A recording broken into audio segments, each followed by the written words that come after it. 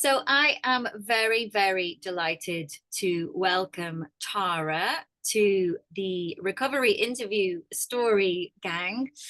Tara came into my world a while ago and came into it because of a post-vaccine issue. So you weren't an infection, as far as you were aware. It was definitely a response to the vaccine. And at some point on Tara's journey of recovery, she found me and the work I do, and then attended the phone program. But before we go into any of that, I am going to ask Tara to introduce herself, because Tara has a really wonderful career that was very, very much blighted by this injury. And I want to just have you tell us a little bit about who you are, Tara, and what you do. Yeah, it's lovely to be here. Thank you, Susie. My name's Tara Brendel. I'm a contemporary dancer and choreographer, and I run an integrated dance company called Creaglan here in Ireland. And integrated dance is basically a place where people with and without physical disabilities get together and dance. And I run kind of a professional level one. So we train people with physical disabilities to become professional dancers. And then either I choreograph or other choreographers come in and work with us. And then we tour nationally and internationally. So that's my career.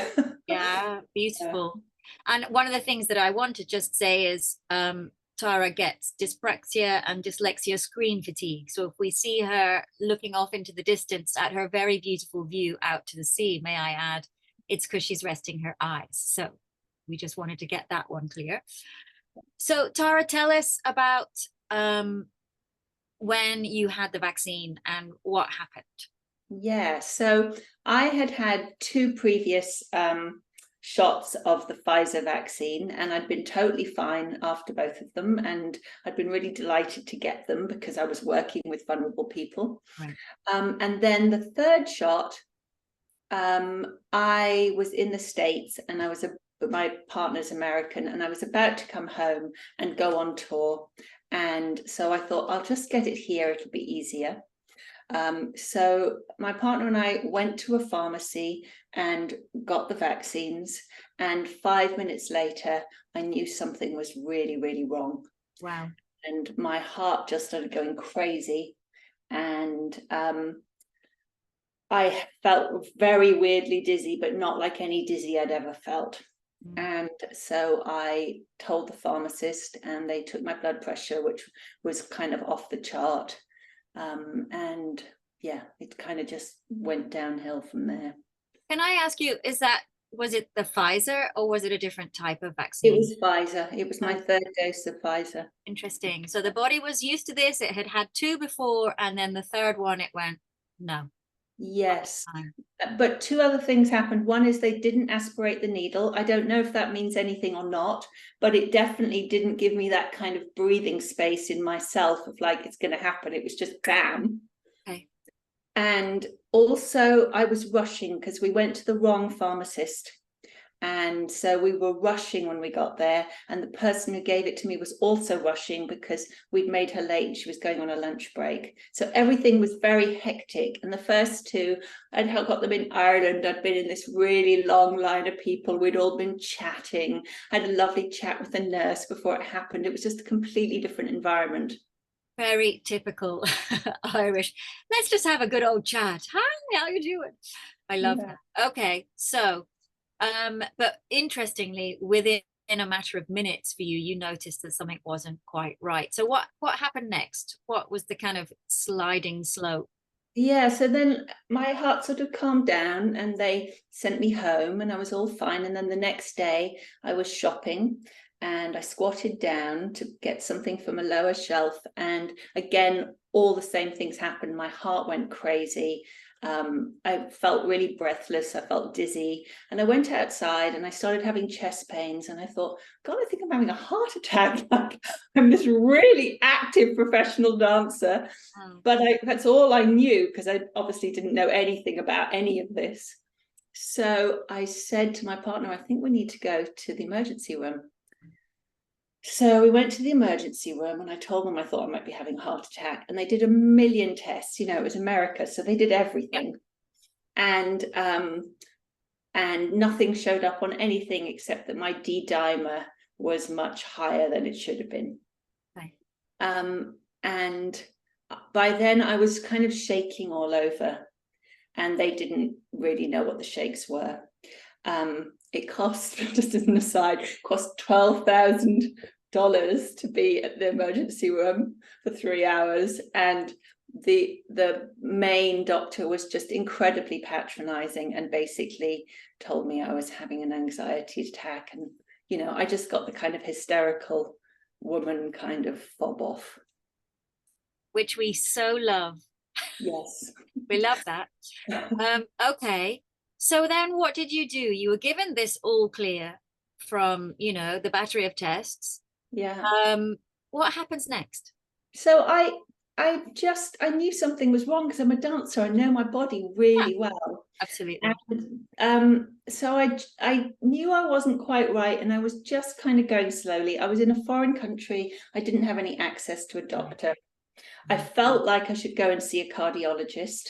So my partner and I just ran around trying to find a cardiologist, which took a few weeks and was incredibly stressful. And meantime, I was just kind of resting, but I was still going for little walks every day and kind of building them back up the way I would as a dancer. And one day I managed to walk for about 10 blocks, which felt really good. And the next day, this was about 10 days after my vaccine, I walked about half a block and I just completely collapsed. Everything felt completely wrong.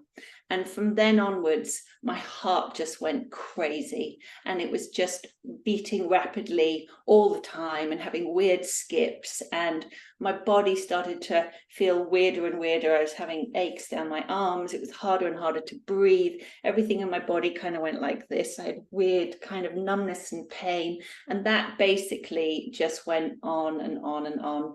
At some point, I did get to see a cardiologist in the States, and they put me on a Holter, I think they're called a Holter monitor, where you wear something for a whole week. And that was at the point where it was really at its worst.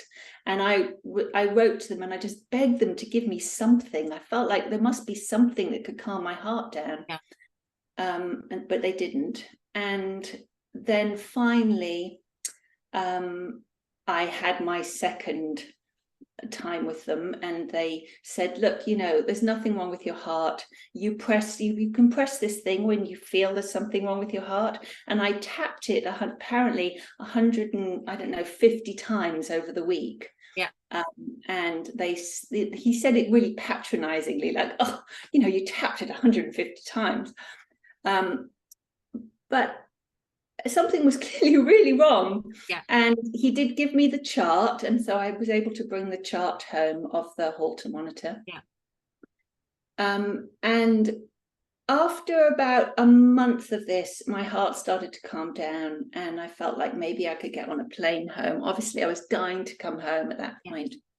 So this was 2 months after I was due to come home. I finally flew home. And then from then on, basically, my energy levels just got lower and lower and lower and lower. And by, I don't even know when it was anymore, let's say I came home at the beginning of March. By June, I couldn't get up the stairs anymore. And I spent the entire summer sleeping in the garden because it was the easiest thing to do. I just slept in a tent.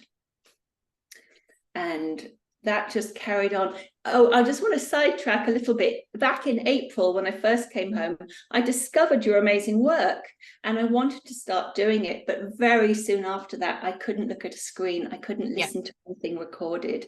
So for about 6 months, I knew that your work was out there, but I was steadily getting worse. Yeah, you weren't ready. So let me just ask you a question here. Was there a point at which you went, I'm linking this experience to the vaccine?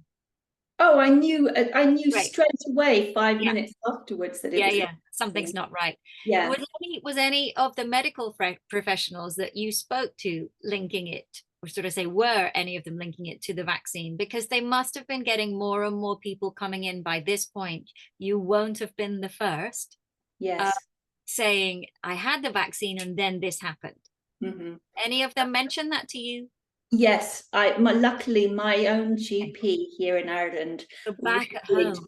Yes, when I got home was the first time, but she, there's nothing she could do, like, and she offered me gabapentin because I had a lot of pain by then all Yeah. over my body, and my kidneys were just absolutely Yeah. agony. But yeah, there was nothing she could do really, and I didn't want to take gabapentin. No.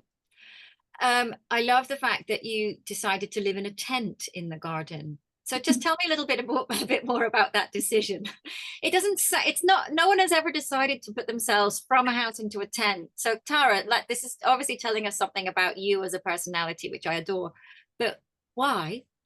Well, I had to just be outside all the Right. time. Like, even if I had to crawl outside, or even if I was having a really terrible day, at some point in the day, I would manage to get outside. Yeah. And and I said jokingly to my next door neighbor, maybe I should just sleep in a tent. And Right. then I realized that actually it would be the best place to be.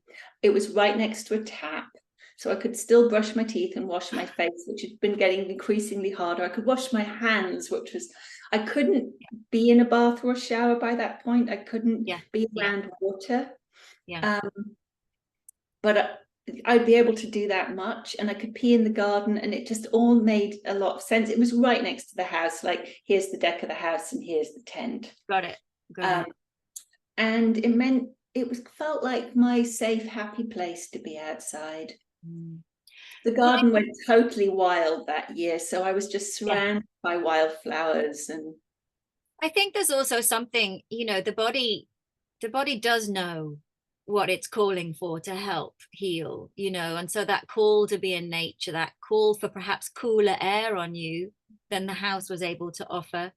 All of those things will have probably been sort of talking away and you're less aware, less conscious awareness going, be there, out, connect with the earth and recenter yourself, which I love. I love that you're so in tune with yourself that you went, I'm going to get better out here, not in here. It's great. yeah, So how long were you in the tent for? maybe a couple of months or something. Amazing. Yeah.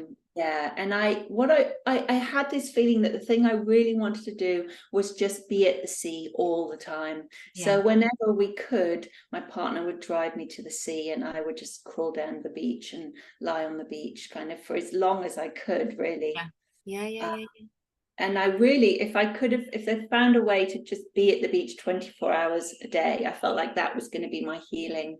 Amazing. At this certain point later on in the summer, my partner, bless her, got a kayak and put me out in a kayak and tied it to the shore so I could just bob in the kayak right on the edge of the shore. And then later on in the summer, she just towed me out in another kayak so I could go to my favorite beach, which you can only get to by walking across fields. That's Yeah. beautiful. Oh my God, I just got this image of of your partner kayaking with this kind of slightly Just lying there. perhaps a dead body looking like sort of strapped to a canoe behind her. I'm hoping not too many people saw that and understood. Um, so when I met you, when you made it onto the Fern program, just tell me at what point in your recovery was that then? I don't remember the details. How many months were you in at that I point? was about 10 or 11 months. What finally happened is I was on a waiting list to see a local neurologist, and Mm. he was the first person who really could actually help me. He did a ton of tests. He looked at the Holter monitor from January and said, oh, you have sinus tachycardia. But because Right. sinus tachycardia isn't actually a cardiologist's problem, the No. cardiologist said my heart was fine. Yeah. And he did a tilt test. He discovered I had POTS, Okay. and he put me on a beta blocker. He put me on metoprolol, and it didn't help any of my energy levels, but No. it just calmed down a lot of the horrible sensations in my body. Yeah. And it was kind of the first building block. And at some point, you must have become a little less screen sensitive because you showed up to me. And now, what I remember is that when when you first encountered the fern, you were using a wheelchair, weren't you, to get Yes, around?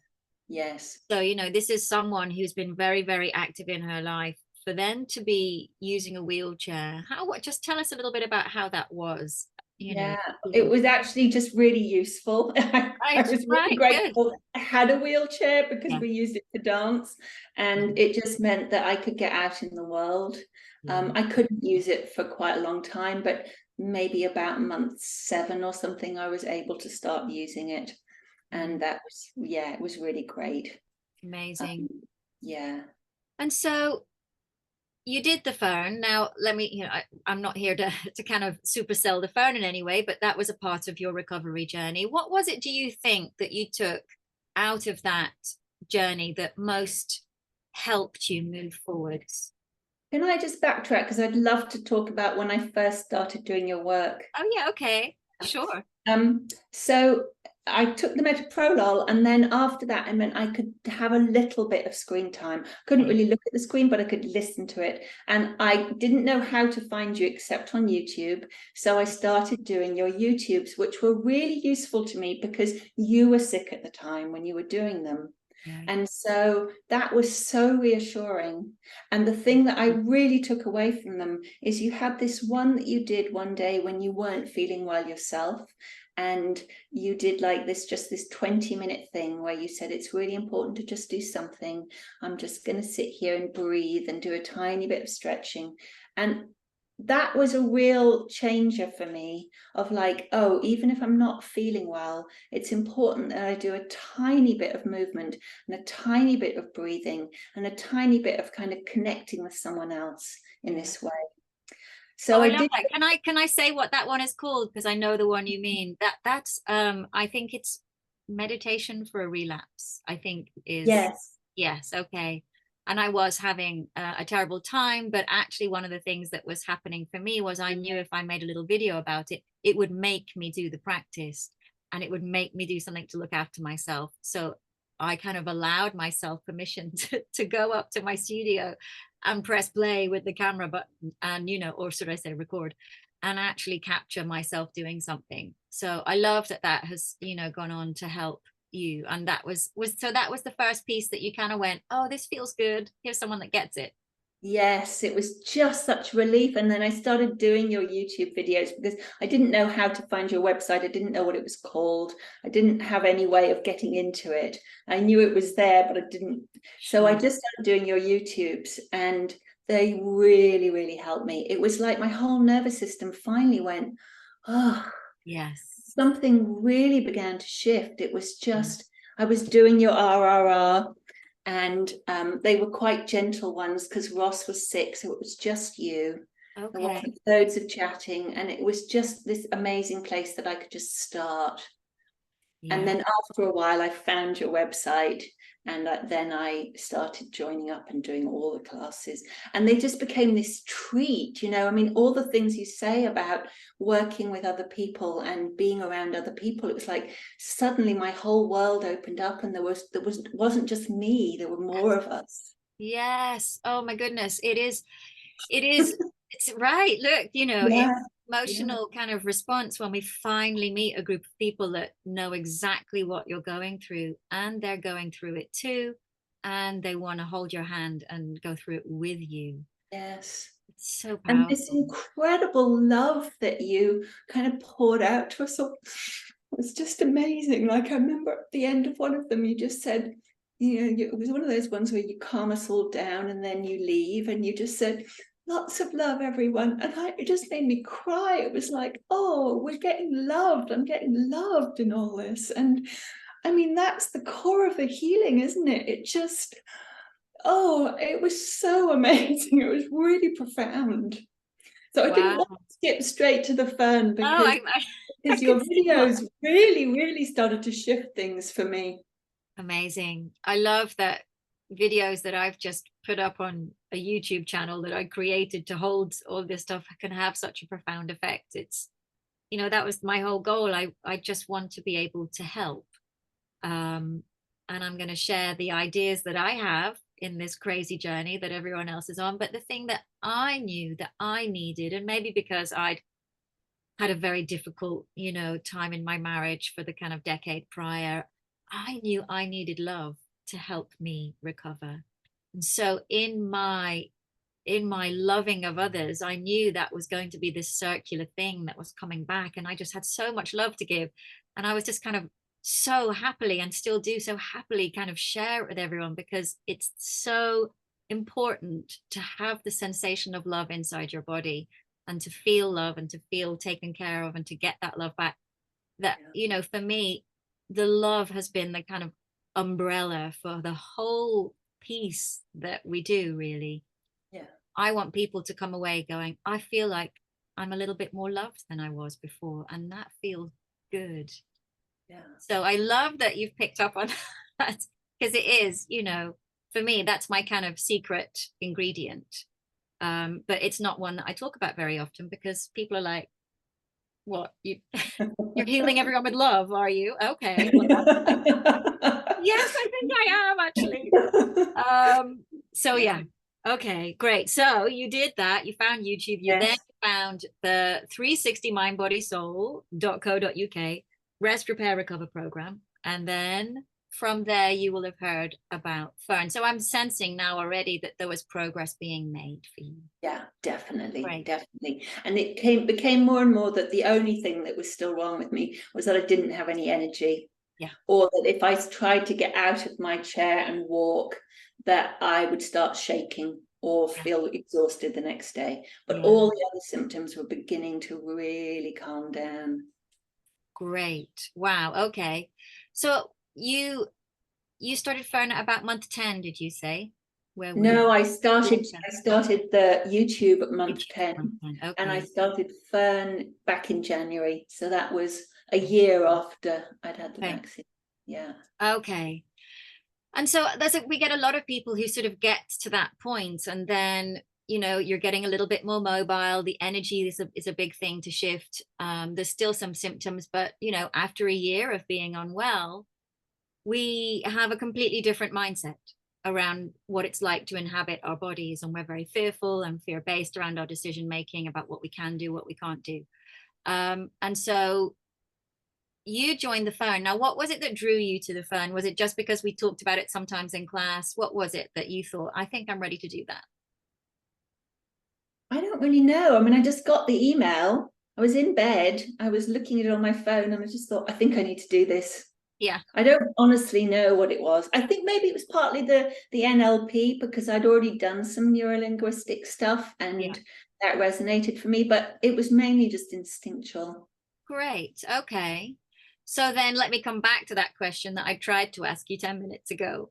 Yeah. What was it, do you think, looking at that experience that you had? So the Fern is a 7-week process that we go on, and it's a small group, so it's very much about connecting with other people, isn't it? You go on a journey together with others, and you share it with them. What was it that was the magic in there for you? Because that really propelled you forwards, didn't it? Yeah.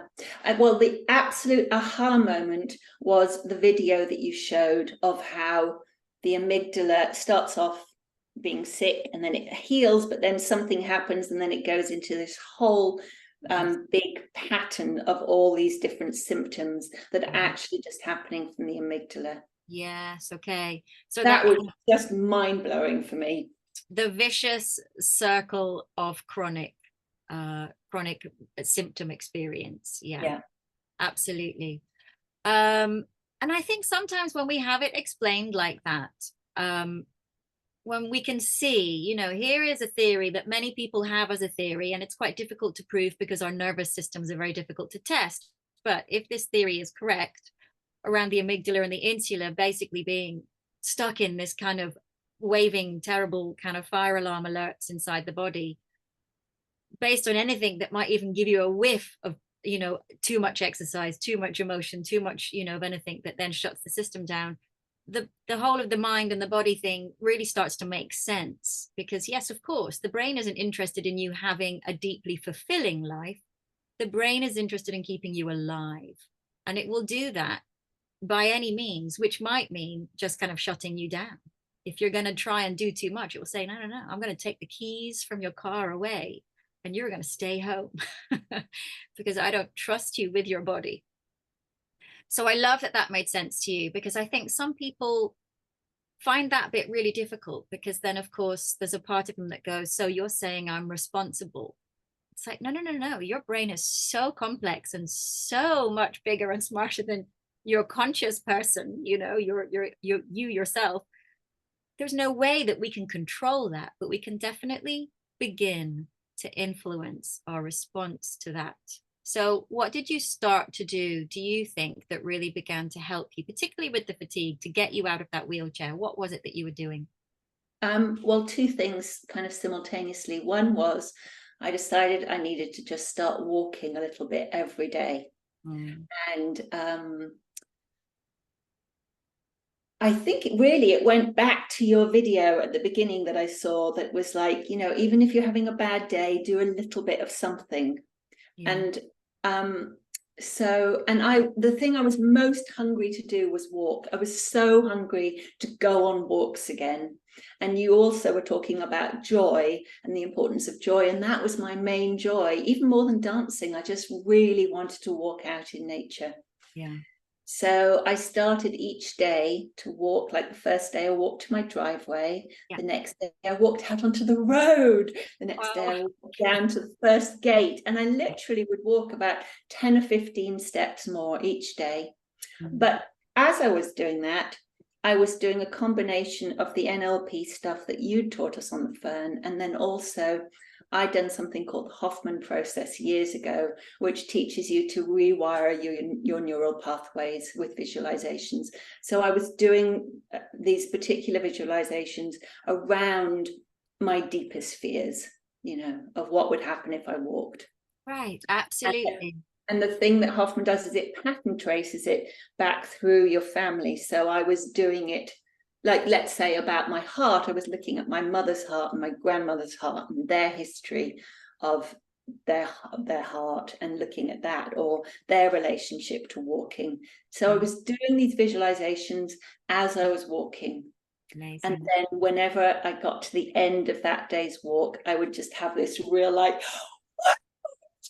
like I'd really make myself as happy and as joyful as possible about that Amazing. experience. And I had one day when I was really tired and I really didn't want to walk at all, but I went out. I had a much shorter walk, but it was snowing, and there were just Oh, flakes of thank snow. It you. was just, oh, so gorgeous.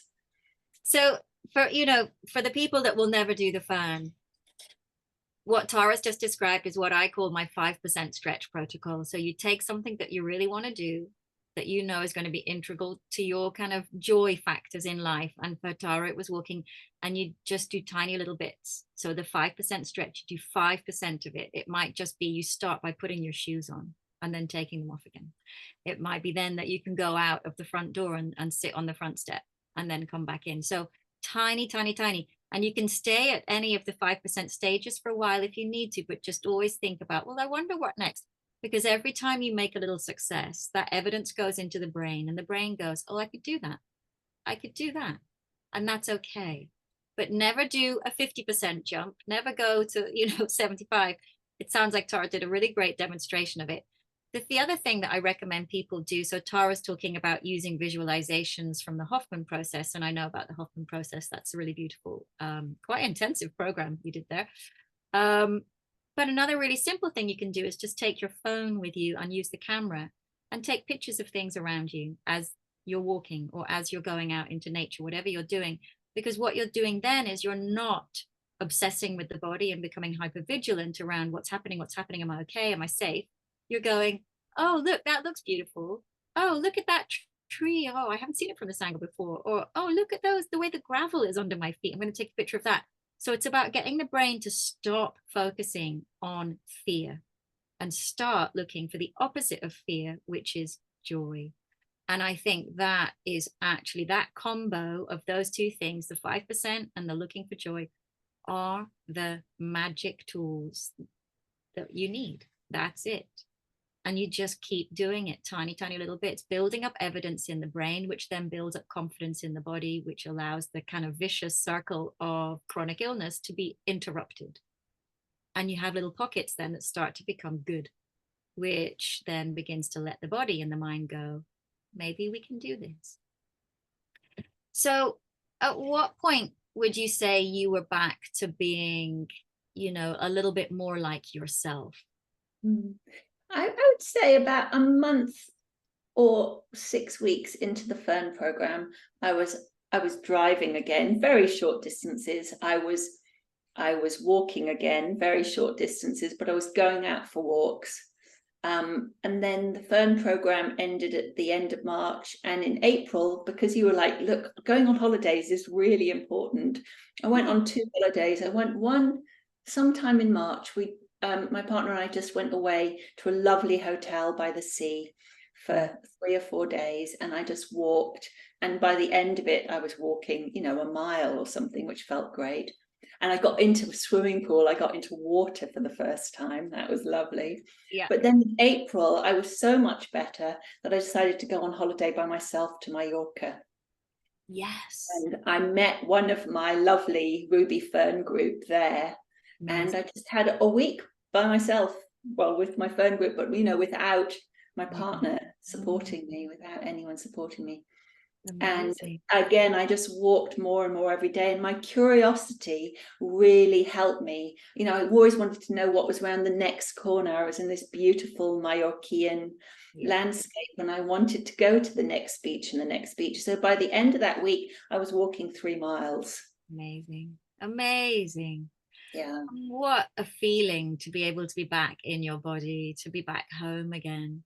So one of the questions that I want to ask you is, how has having had that year where your body was not the body that you knew, how has having had that year influenced your work now, knowing the work you do is with people using movement who have disabilities of all kinds? Tell me a little bit about how that's influenced you.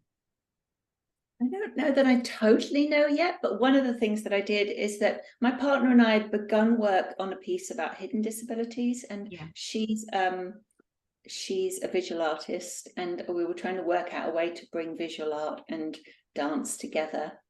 And we both have hidden disabilities, so we were making a piece about that, but it really didn't make sense for me to talk about dyslexia that I'd been through the year that I'd been through last year.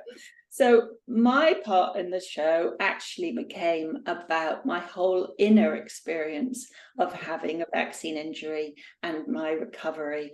And we started kind of in March. Well, no, actually, I started in February, where I was still using a wheelchair. So I'd get pushed into the dance studio and I'd spend the day by myself in the dance studio working. And then my partner and I started working together in March. And even though I didn't want to, I talked about my experience and I recorded it. And it wasn't like this, it wasn't the nuts and bolts, it was really the inner experience. Yeah. I talked about feeling like I had a ghost in my nervous system, and I talked about feeling like there were glimpses somewhere out there in time and space. There were glimpses of myself, and I had to, like a 3-dimensional jigsaw puzzle, I had to put pieces of myself back together. So it was very lyrical, it was very poetic. And also, as my movement vocabulary began to increase again, and as I got my strength back, we recorded me moving in all those different stages. So the finished show was of me in all those different stages, from being kind of in this completely inner world to being able to dance full out. Wow. Yeah. So have you performed that live now? Yeah, we premiered it about three weeks ago. Yeah, and people just clapped and clapped and clapped. Oh, sweet. Yeah. Wow. Okay. Well, you'll have to take that on tour. Yes.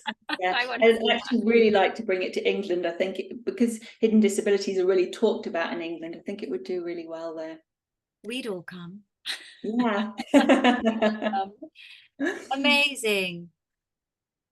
Is there one takeaway that you could offer anyone that's listening to this that may be going, this is very much where I am. I'm struggling with this right now. What would your advice be?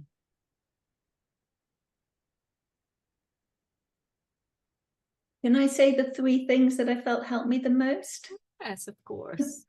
I would say breath work. At one point in one of your early videos, I think it was, well, once I was on the live RRR on your website, you talked about breathing in for 3 and breathing out for 6. And I still use it as a daily practice. It's so simple, but it's just making your out breath longer than your in breath. Mm. And for me, it's like the easiest way I can calm my nervous Yeah. system down. Yeah. And that really was a turning point for me. So I think breath work, Yes. Good. obviously following your joy. Like if there's anything that you really miss doing in your life because you're not well, or anything that you've always wanted to do in your life, find a way to just begin to do a tiny bit of it. You know, like me getting in the kayak and just lying there. Like find a way to go and do something you love, and let that hunger be the thing that propels you forwards into your own health. Love that. Absolutely love that. Third? And I think the third, which came from your meditation that you did on that YouTube that we've talked about, is even on your bad days, move a tiny bit. Like just do something even when you're having a bad day, because I think that retraining your amygdala and your nervous system, like it's safe to move, is so essential. Agreed. Yeah. Yeah. I try to encourage people to do something for themselves every day, because when you're really in the kind of the bottom pit of a crash, you can feel like, "Oh, I don't want to do anything." But even if there's something that you do is just breathe with more conscious awareness for 5 minutes, that is you actively doing something to help your recovery. And I think, being in a place where you feel powerless and like there's nothing that you can do to help your recovery is really, really undermining for our kind of natural senses of what we need. So I love the fact that, that was a really big thing for you, because I know for me that was, and that always has been, I need to just do something every day that is for me. And I try to do that still now, and I don't necessarily relate it to recovery from anything. I just have a kind of a common commitment to myself that I will do something that is for my well-being every day.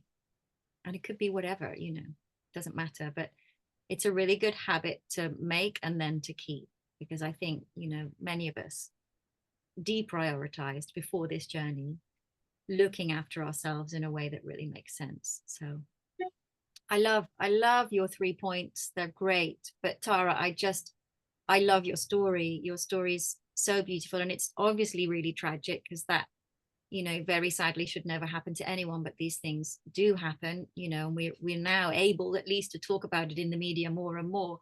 There was a lot of kind of, no, this isn't what's going on. But I think it is now widely understood that there are many people who've been really badly affected by this. And it is so inspiring to see that you have come through and out the other side. And I think, a richer, wiser, even more beautiful person is, if that's even possible, Tara, then maybe that was there before. We'll never know, because I didn't meet you. But I really hope anyone listening to this story is, hopefully inspired by Tara, whether you've had a vaccine injury or not. I think we do just sometimes need reminders to keep hope. And as Tara says, keep the focus on keeping those little pieces of you that float around at a distance. Just keep sight of them and know that they are not lost forever. And just keep that belief within your body, within your mind, because it will come back. It might be slightly different shape than it was. The puzzle might look a little tiny bit different when it's back on the table, but those pieces are still there. Beautiful. Great. Thank you so much, Tara. It's been an absolute pleasure.